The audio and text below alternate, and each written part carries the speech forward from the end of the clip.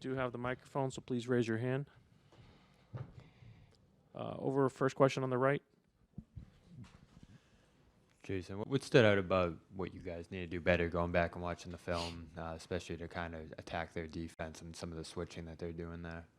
Yeah, I thought we were, too much one-on-one. We got to move bodies. We got to move the ball. Multiple guys got to, touch the ball. We were just too stagnant, and that's not the way we play. So we got to be better tomorrow. You've gone up against Joe Mazzulla a handful of times. What's that coaching matchup like? What are some of the tendencies and things you just kind of notice from his coaching style that you're going to have to match up against in this series? Unfortunately, we're not playing. So I don't know how to answer that question. I'm taller. I would post him up, but he'd probably be more physical. He's one of the best coaches in this league. He's gotten his teams to the finals. They played at a high rate. He understands his group.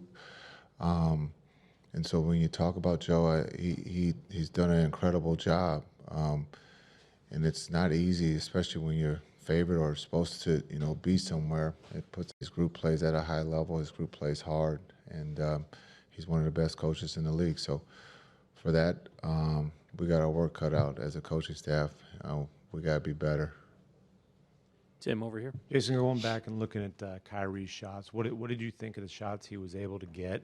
And, you're talking about needing to move the ball more. How can you get him the ball in more advantageous situations? Yeah, he got great looks. Unfortunately, our two quarterbacks had turnovers that normally, don't happen. So give credit to Boston. But we believe that the shots that he got in game one were great looks. They just didn't go down. Hey, Jayson, Dewey Scruggs here. In game twos, you guys have won them. What adjustments have you been able to make in the past that have allowed you guys to take a game one loss, for instance, and then get a game two? Well, I think there's no panic with this group. We don't, we didn't play well in game one. Give credit to Boston, they did. But it's a series, and we don't just look or capitalize on just one game. We've lost game one a lot of times, and we've responded. So we believe that we can respond to game two, and we just try to take it one game at a time. And so we didn't have a really good first quarter there.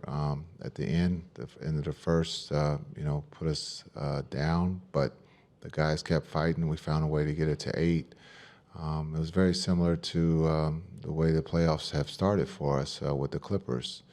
We didn't play well, but we got it. We cut that 30-point lead down and made a game of it. But we responded in game two on the road, and so hopefully we can do the same thing here in Boston. On your right, Michael in second row. Michael Pina, The Ringer. Jayson, what are some of the problems that Jayson Tatum can create on both ends, and what did you think of your defensive execution against him in game one?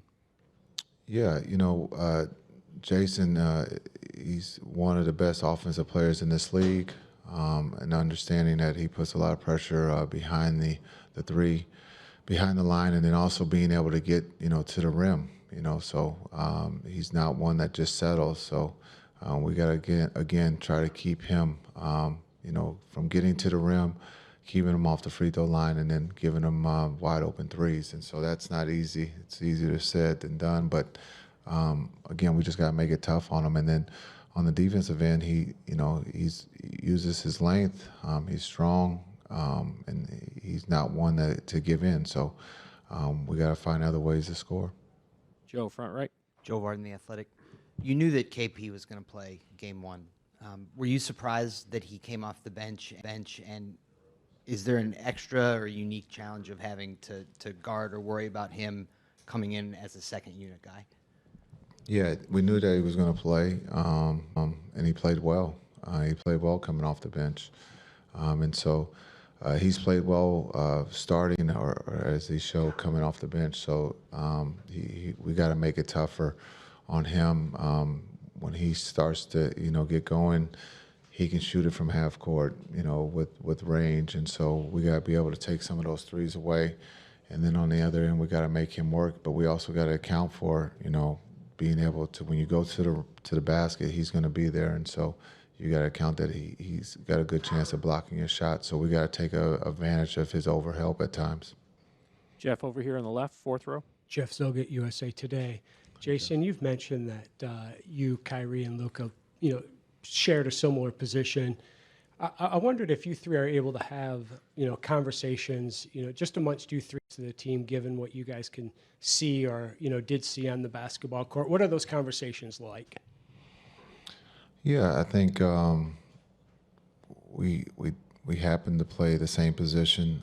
Some are a little bit better than others. But when you look at the things that we have to do just in this series better, we got to take care of the ball.